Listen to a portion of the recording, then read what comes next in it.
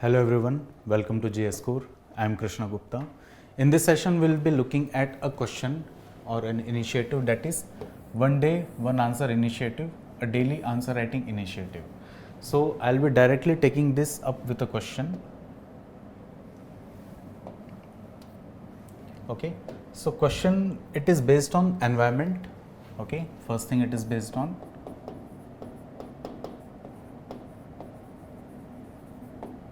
environment and ecology, that is from GS paper 3. So here the question it is demanding, what role do environmental NGOs, okay, this is the key term 1, and activists coming under it, play in influencing environmental impact assessment outcomes. This is key term 2 for major projects in India. Cite 4 examples with all important details. Okay, so we need to cite certain examples with certain details which are which should be provided here. Okay, now what we see that the basis of this question, if we look at it, is the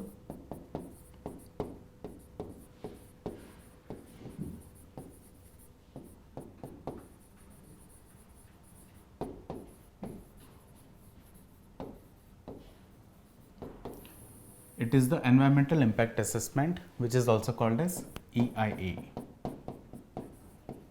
Now when we look about the environmental impact assessment or EIA, basically it is when we see that a certain economic development is taking place. So economic development, it is on the basis of mining activities, on the basis of development of industrial activities, on the basis of certain pollutants which are degrading environment in the contemporary time. So we are moving towards an economic development. But this economic development, it is resulting into various kind of consequences. For example, such as river pollution,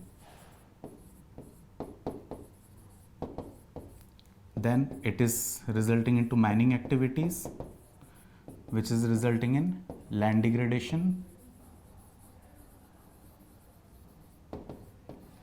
Okay, it is also resulting into formation of various industries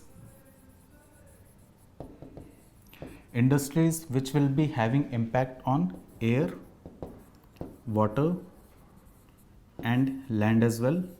Okay, there will be deforestation.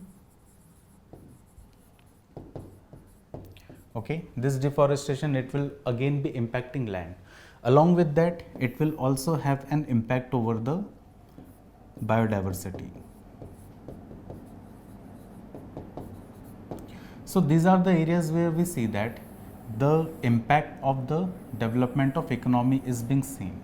So these are the crucial areas. There are certain other areas also, for example, the management of waste system, how it will be managed, how it will be disposed. So this becomes the basis part of the economic development. But how this development, it is resulting into the basic part of environmental degradation.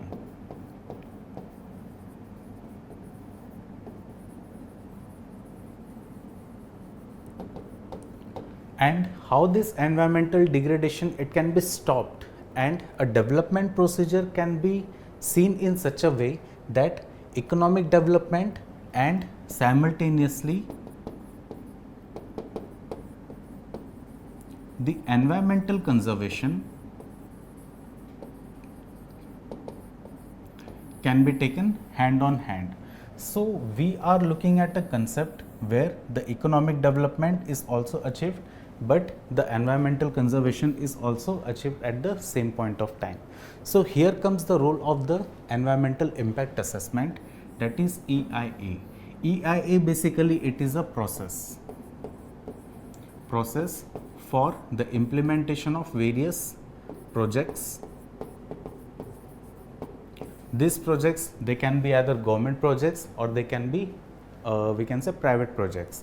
Okay, it can be related with mining activities, it can be related with the development of or setting up of nuclear power plant or thermal power plant, it can be with respect to the development of industries, okay, certain crucial industries.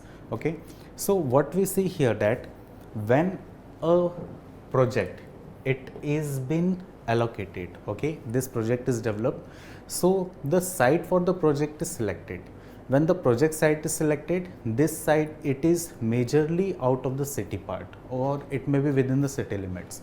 So when it is part or on the part of the outer limits, we see that it is near the forest or it is near the villages. So when it is near the villages, here we see that there is one very important principle is being taken into consideration, that is the public participation.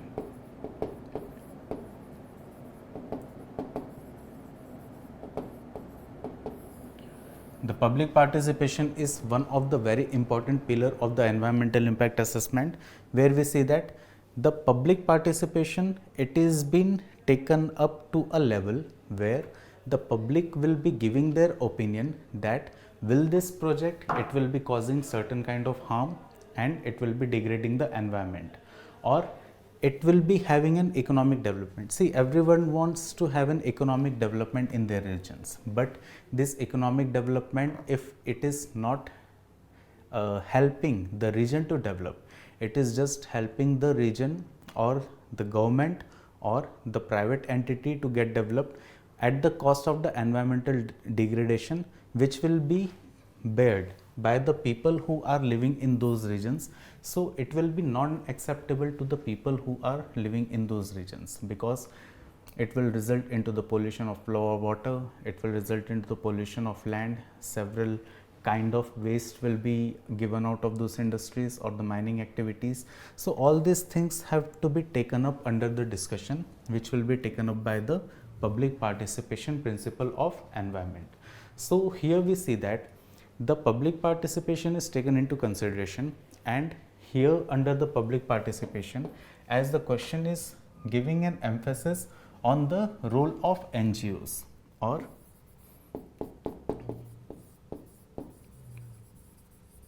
environmental NGOs, where we are seeing that there are several environmental NGOs. For example, there is Greenpeace, okay, so we see that there is also presence of the Survival International, then there is Narmada Bachao Andolan, which has been led by Medha Patkar.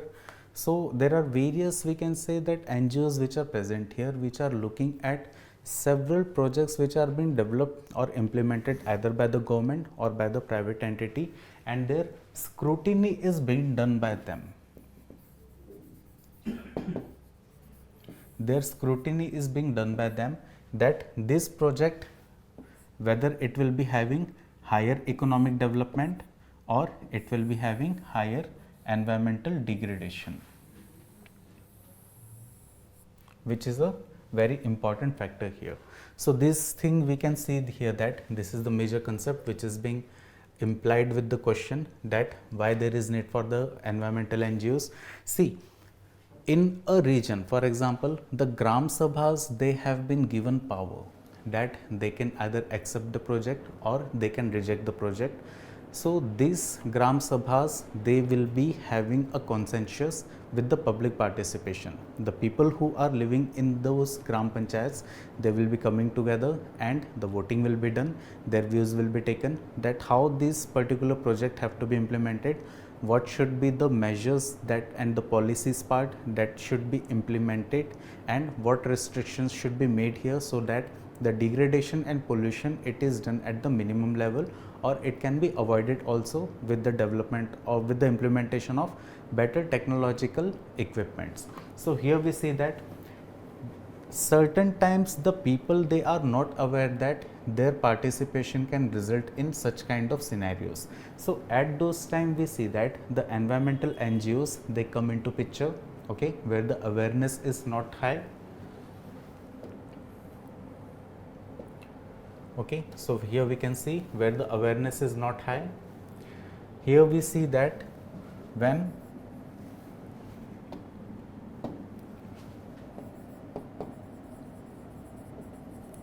awareness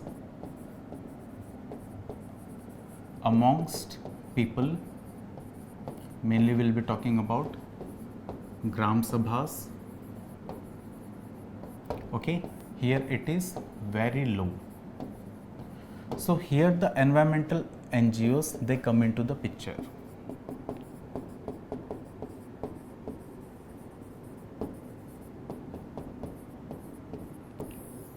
They come into the picture and they act as a link. They act as a link between the public and they act as a link between the project implementation, or we can say the passing of the project, or project passing. So they make this awareness among the public through their enhancing their participation. So here the environmental NGOs and activists, they play a very important role here, so that they can aware public about what will be the situation when such kind of projects will be implemented.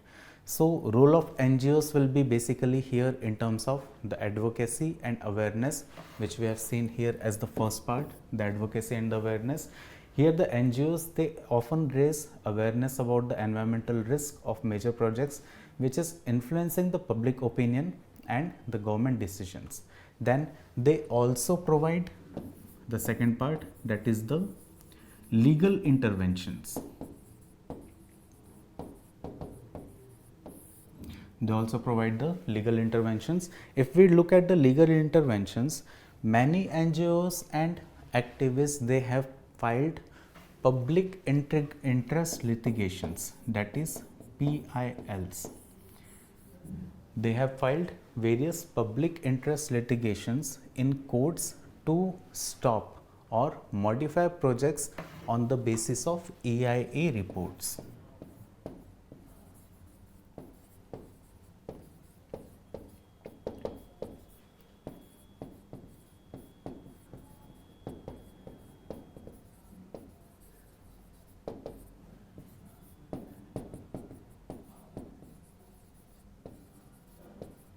Okay, so they have been able to do this thing with the legal interventions. Okay, either they have filed PIA or they have directly contacted the National Green Tribunal.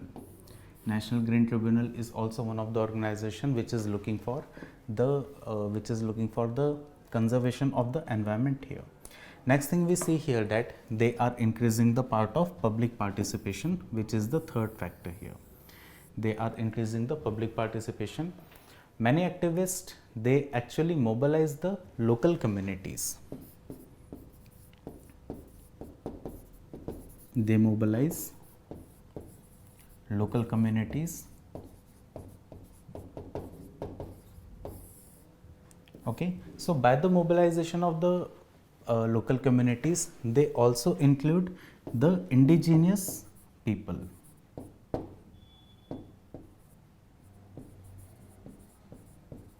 Indigenous people or communities, and ask them to raise their voices and concerns during the public hearings. During the public hearings on the part of whether this project should be passed or not. So they are taking into considerations the various indigenous peoples and local communities during the public hearing, which is a very crucial part here, and it is resulting into their more participation. On the basis of this, they are able to make decisions on which the project can be passed or not. They also help in people to get datas. Okay, we can also take the fourth part here, that is various datas and survey reports. Various data and surveys reports are also being provided by these NGOs, that how any project, it has basically hampered any kind of development in those regions. For example, we can see the development of the thermal power plants or the mining activities for the coal or for iron or for magnesium in the region of Chhattisgarh, in the region of Jharkhand, okay, in the region of Odisha, how it has previously impacted the region with the increase in the water pollution, the increase of arsenic, the increase of nitrogen, the increase of heavy metals, the air pollution we can see, the increase in the sulfurous materials, the nitric materials, the ashes which are increased in the atmosphere, and the deforestation, which is also one of the prominent factor, deforestation, which has also impacted the biodiversity of those regions. So here we can see that how they are playing a very important role for the major projects in India. Now, when we look at the various kind of projects which have been implemented and the various NGOs, they have played an important role in the part of the public participation and enhancing the credibility of the environmental impact assessment in India. So we see that the NGO involvement in terms of the National Green Tribunal for the Sterlite Corporation copper plant in Tuticorin. Sterlite copper plant in Tuticorin. Here initially NGT, it has given its previous approval, okay, it granted permission here, but various NGOs and local activists, they raise their concern about the pollution and the health risk which will be borne by the public here. So here we see that the sustained protest, it has raised legal challenges, eventually led to the permanent closure of the Sterlite copper plant which was present in the Tuticorin. Okay, so here we see that this plant, it was basically being initiated by the government of Tamil Nadu, and the violent activities have also taken place which have resulted in the death of 13 people. So impact, here we see that this case highlights the role of grassroots activism in influencing the environmental governance and ensuring EIA reports considering the community health. Next we see the POSCO steel project in Odisha.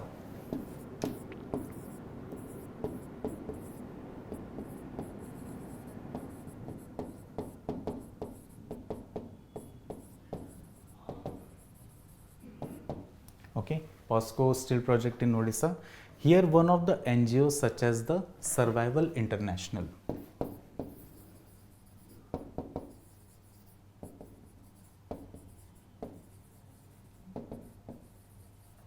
Okay, Survival International, it has played a very important role along with the Action Aid.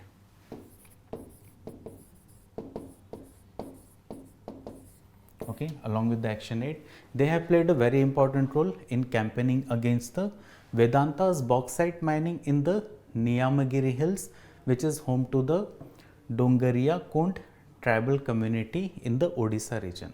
So here, after the Supreme Court, it has reviewed the EIA reports, and the community, they have made consultations. They rejected the Vedanta's proposal to mine in the region in the 2030, which is citing an environmental and indigenous right concerns of those regions. So here we see that the Survival International and the Action Aid, they have helped in overcoming the issues with respect to project in the region of Odisha. Next project here we can see that, which is with respect to the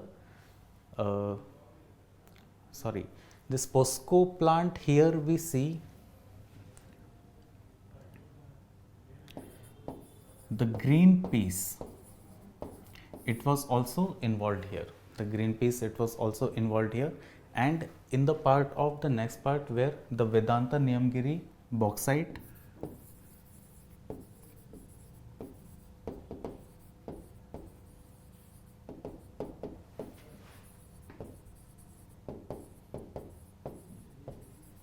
okay, Vedanta Niyamgiri bauxite mining, where we see that the Survival International and the Action Aid, they have taken an active role.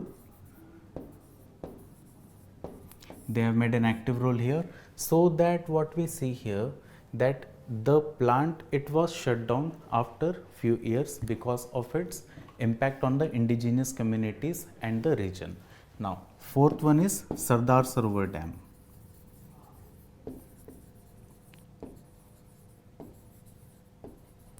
Here a very important activist, that is Medha Patkar. Medha Patkar, she played a very important role. She was an we can say she was one of an activist of Narmada Bachao Andolan.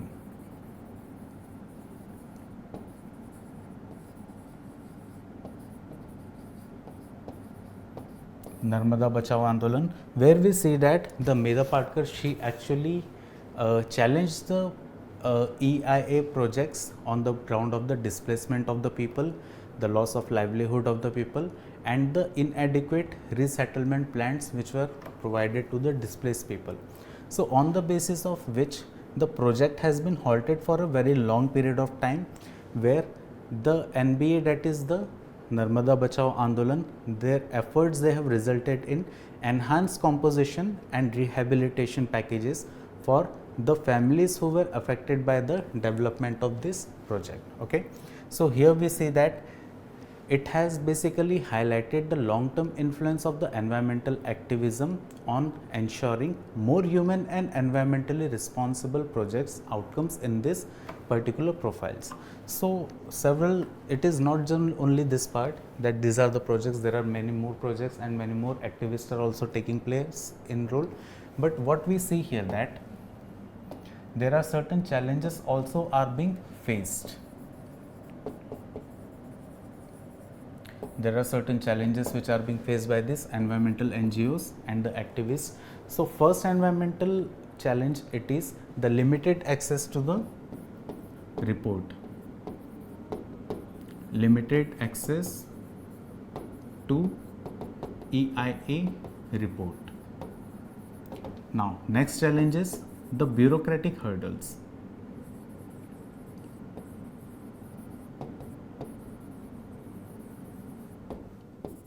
Okay, bureaucratic hurdles, it is also one of the important challenges. Sometimes there are also political pressure which is developed by the government, which is resulting into the we can say overpassing of the public participation part.